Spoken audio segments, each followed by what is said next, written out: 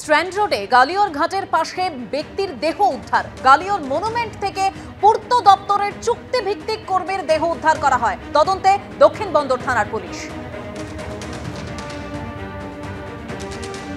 Stand রোডে গোয়ালিয়ার ঘাটের পাশে গোয়ালিয়ার মনুমেন্টের মধ্যে থেকে এক ব্যক্তির দেহ উদ্ধারের ঘটনা।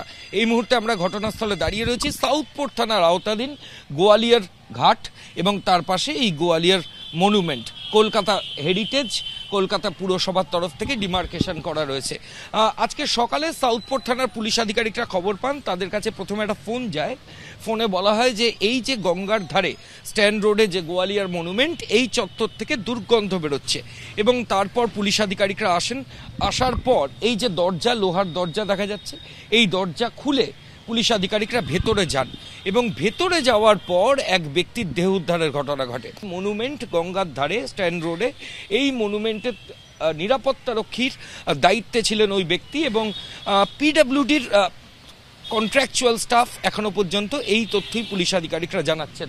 এই যে মনুমেন্ট, তার ভেতরেই তিনি থাকতেন, কিন্তু কিভাবে ওই ব্যক্তির মৃত্যু হলো সেটা নিয়ে রহস্য দানা বেঁধেছে।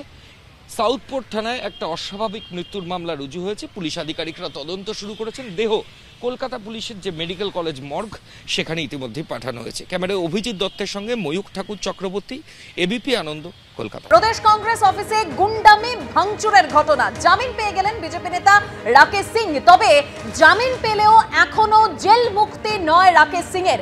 যাদবপুরের একটি মামলায় এখনো হেফাজতেই থাকছেন রাকেশ সিং।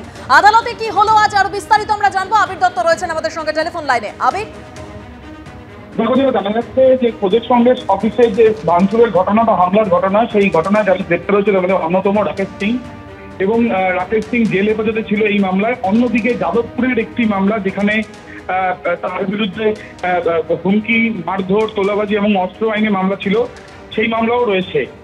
এখন যেটা জানা যাচ্ছে যে আজকে শিয়ালদা আদালতে প্রদেশ কংগ্রেস অফিসে যে ভাঙচুরের ঘটনা, সেই ঘটনায় তাকে জামিন দেওয়া হয়েছে। শর্ত সাপেক্ষ জামিন তিনি পেলেন এবং তার আইনজীবীর তরফ থেকে যেটা জানানো হচ্ছে যে পুলিশের যে তদন্ত, সেই তদন্ত যেভাবে এগোচ্ছে তাতে রাকেশ সিং এর বিরুদ্ধে তথ্য প্রমাণ যা পাওয়ার সেটা ইতিমধ্যে আদালতে দেওয়া হয়েছে। আর নতুন করে আর কোনো তথ্য প্রমাণ নেই এবং সেই বিষয়টাই কিন্তু আদালতে বেশি করে জানানো হয়েছে তার আইনজীবীর তরফ থেকে। এবং এরপর সওয়াল জবাবের পর তাকে জামিনের নির্দেশ দেওয়া হয়েছে আদালতের তরফে। যদিও তার এখনই কিন্তু মুক্তি হচ্ছে না, তার কারণ যাদবপুরের একটি মামলায় তিনি হেফাজতে রয়েছেন এবং সেই মামলায় কিন্তু অস্ত্র আইনে মামলা রয়েছে। তার ছেলে গতকালই জামিন পেয়েছেন সেই মামলাতে, কিন্তু তিনি এখনো পর্যন্ত সেই মামলায় হেফাজতে রয়েছেন বলে জানায়। ধন্যবাদ আবির।